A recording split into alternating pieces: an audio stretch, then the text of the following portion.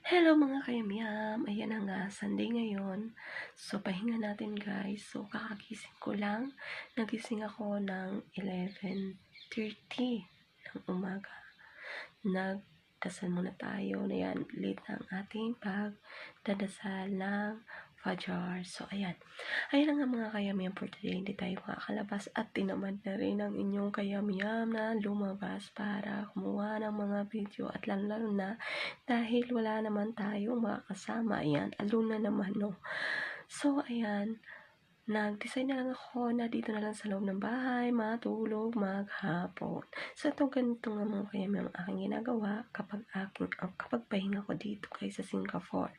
So, ito lang kagandahan dito guys. Kasi, kung gusto mo lumabas, makakalabas ka. Maghapon ka naman sa labas kasama ang mga kaibigan mo kapag niyaya ka nila. So, kahit na hindi mo sila kasama, pwede ka naman lumabas.